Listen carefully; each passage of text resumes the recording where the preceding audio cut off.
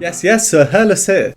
Today we are back with a Patreon request. Thank you to Dónde está, biblioteca for this one. This is a song called Me Quedo Contigo by a Spanish singer, Rosalía. I did Google that pronunciation, so if that's incorrect, I apologise. This is a performance from 2019. It's from the Goya Awards, which are like the UK's BAFTA Awards. I'm told that she graduated from a music academy in Spain with honours in a master's programme in flamenco. I think that's very cool. I do like flamenco from the little I've heard of it. With the request, I was also provided a link to a live performance by the original artist Los Chonguitos. This is from the early 80s, so I'll just show a quick clip of that.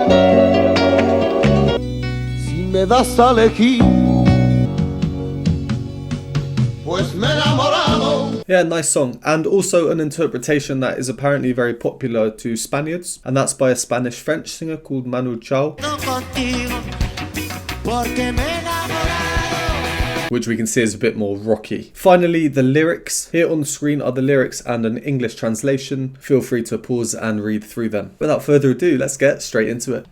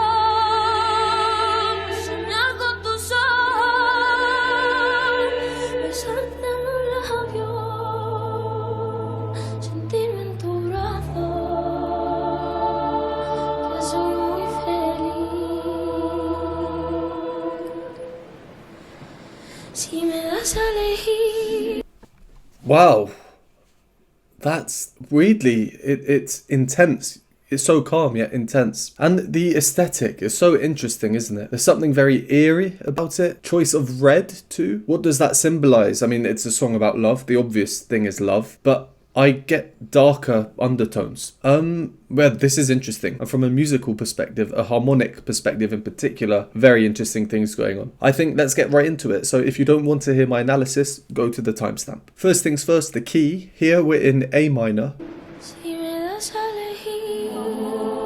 Compared to the original, which was in B. So we're one note down, but up an octave. So really it's like 7 notes apart. The first thing we hear is the choir. You know, by this sound quality, I'd think it's an old recording if I were to just hear this, which definitely contributes to the eerie feel. I find it a bit unsettling, and that's not a negative thing. If anything, it just means it's more emotional. I'm more emotionally engaged with it. Also contributing to this old sound feel, I think, is the fact that the choir is not perfectly in tune on some notes. I'm not someone to critique a live performance about tuning. No one's perfect, especially live performances. We all know the notes that they're singing and the chords they're singing, and this is particularly important, which I'll get into later on. So that's not an issue at all. But to give you a quick example, the second part,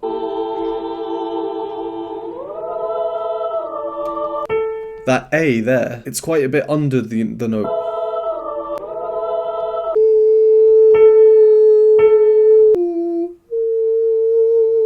And with an interval like that with a fourth, usually you need to think a bit brighter to make sure the tuning's there. So, like I say, I really don't mind about this at all. But in terms of musical perfection, like we're probably really used to seeing with studio recordings and everything, this isn't that. It's old sounding in terms of audio quality. It's not perfectly in tune. It's a very raw sound. And this really adds to the overall effect. And I like it. I wasn't sure for a split second when they started singing, but I really do like it. I think it's got so much character. Even this entry that we get, just the rawness of the sound. We hear kind of two parts coming on the same note, but slightly after each other. And it's a nice arrangement. I don't know if Rosalía arranged it herself, but with this opening, the very first thing we hear, we start with just one note, then that splits into two parts, and then they split into three. Immediately now we're presented with dissonance. In those three parts we hear this. Also, for the whole kind of opening section, we only have the higher voices, just sopranos and altos. There's no foundational support to the sound in terms of the basses, and there's no tenors filling in the harmonies, enriching the harmonies at this point. It's a purposefully kind of fragile sound, I think anyway, and again, it's all to contribute to this overall feel. I'm going to say it again, and I'll probably say it some more, but I think it makes it a bit more emotional, you know, a bit more emotionally engaging. So the next bit that stood out to me was here, and it will be at the end of this phrase I'm about to play on the word riqueza, which means richness or wealth.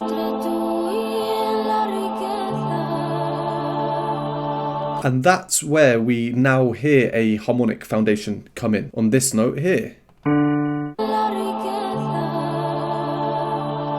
Compared to the rest of the sound, it sounds too pure, too perfect to be a human voice. It's an extremely straight tone. I'm not sure what instrument is producing it. It could be many things, really. We do hear it later on a bit clearer. Let me find that.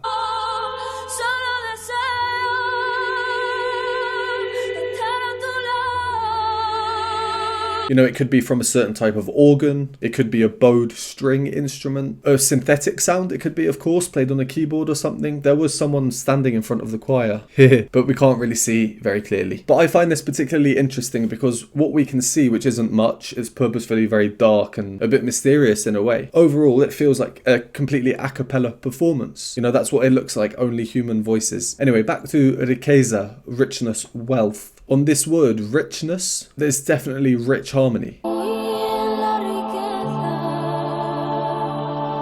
So we get this harmonic foundation, and Rosalía, and they're singing these two notes, which are in perfect harmony with each other. But it sounds like a direct clash, and that's because of the other parts. And her voice at this particular moment is quite fragile, airy, quite mild. There's not much conviction between all this harmonic dissonance. And here again, this intensely dissonant chord.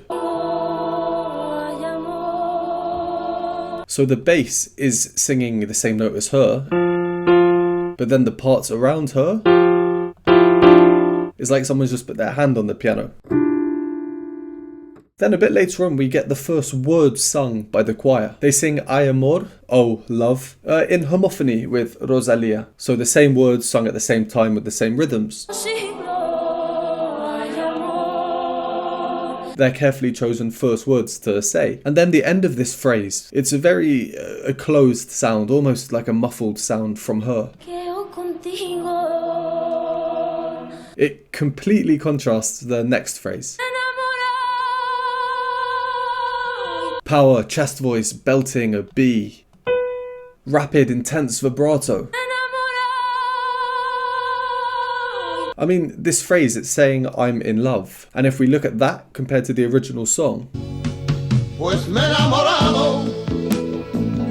And then her again. There's a stark difference. The bass line in the original makes it quite a bit more jovial, you know, happy, upbeat. Here it's almost pained. She is the main part, the melody. We have this drone in the bass on the root of the chord. It's a G major chord and the drone is playing a G. And then the choir harmonies, they're this intense dissonance again. So they're singing these two notes, both supporting Rosalía's exclamation by singing the same note, and directly clashing with it by singing the C, intruding on it. Yeah, and then if we just carry on a little bit,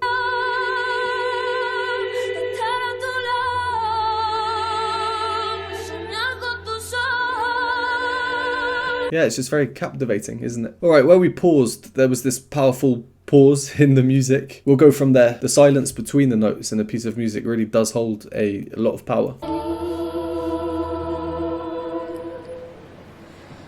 Si me das a elegir entre tú y ese cielo, donde libre es el vuelo para ir a otro río, ay amor, me quedo contigo. Si me das a elegir entre tú y mis ideas, sin ella soy un hombre perdido, ay amor, me quedo contigo, me he enamorado, te quiero, solo deseo estar a tu lado, soñar con tus ojos. Besarte los labios, sentirme en tu brazo,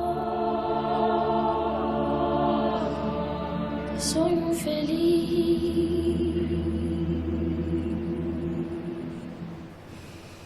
Sentirme en tu brazo,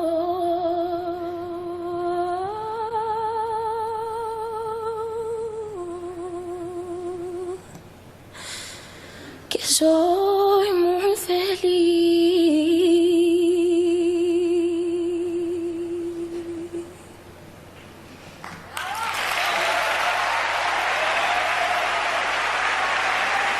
Muchas gracias. Wow, that was gripping. Extremely captivating. Intense, for sure. It was the kind of level of captivating where, I mean, I definitely enjoyed it. I definitely did. And I will definitely be listening to this again, probably quite a few more times, but I'd have to be in a certain mood to listen to this. I feel like this is a type of music that completely requires your undivided attention. I don't know, maybe you feel differently. Maybe you might find this really relaxing or something, but for me, there's just so many dissonances and the harmonies are rich. And even though there's not much going on, there is a lot going on. Let me stop talking there. Let's go over what we heard in that second half. So as I was saying, intense dissonances, and now they're a bit more dissonant, almost so dissonant that they just become this blur of sound.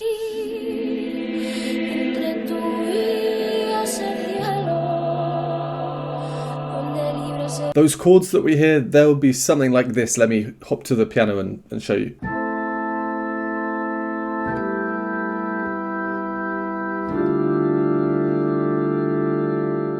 Or as piano.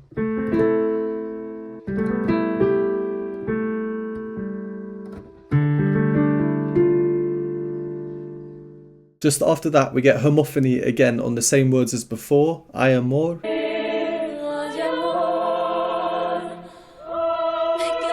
And then the sopranos move up. I'm thinking, is this going to be some kind of angelic moment of enlightenment? Well, not really. They're singing in octaves with the tenors underneath. So we're hearing this. And then when she joins, the tenors move up to here. Just again, an obvious clash. It's so strange. I find myself seeking harmonies without dissonance. Like these pure sounding chords, I'm waiting for them, but they never come. And that's one of the things that keeps me so engaged with this performance. If you've seen my videos before, you'll know that I like to point out suspensions when they happen. I think suspensions are a great tool used in music to cause tension and then to release it. For example, instead of just having this chord, this note, we instead hear this. There's the suspended note, which then resolves into our chord. Here, there are so many unresolved suspensions. The tension that's caused by that suspension, it's never released. They sustain all the way, no resolution, just dissonance. It adds to the emotion, I really think it does. She also seems to be very good with contrast. So, for example, here.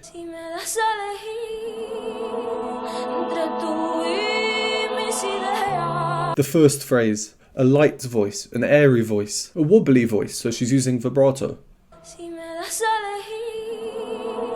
Quite shaky as well. Straight into the next phrase, this powerful note, she crescendos through it. straight tones, so no wobbles. And just after that, we then get homophony again, this time on the words, the title of the song, Me quedo contigo. Arguably, they're the most important words of the song because they're the song's title. Me quedo contigo. Because the choir are now singing that with her, she's allowed a bit more freedom because the melody is still found within the choir and with the words too. So now when she sings, it's a bit more speech-like. She can be a bit more dramatic, a bit less musical. Me quedo contigo. Almost like she's crying there. And then back to that bass line that we hear throughout. I did really enjoy it for this 10-15 second segment, where the notes we hear are much longer durations though.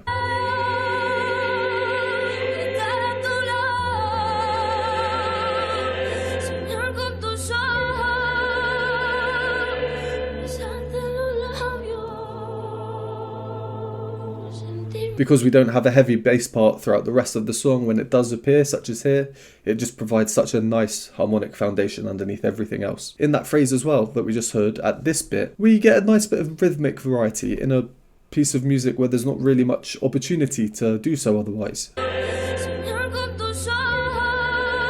Just that little break she does in that note. Slight delay after the bass coming in. Ch-ch. Very, very subtle but noticeable. And then we get this penultimate phrase. The translation, feeling safe in your arms. She stares directly at the camera, at us, at the viewer.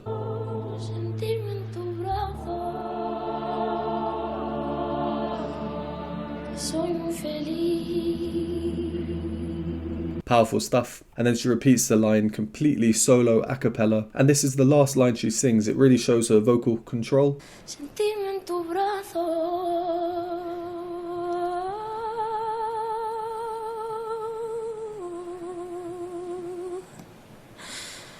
Que soy muy feliz.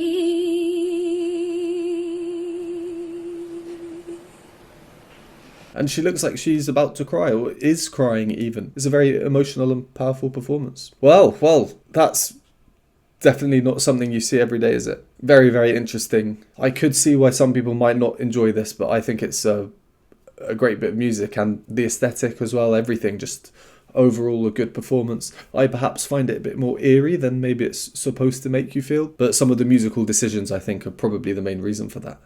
Heavy dissonances. Let me know in the comments down below other performances by Rosalía you'd like me to do in the future. I don't know if this is that typical of her style or not. Well, thank you again for this request, and thanks to everyone for watching. Would appreciate a like and subscribe. If you enjoy my content, want to support me, join the community and vote on future polls, you can do so by joining the YouTube membership or Patreon linked below, and I will see you next time.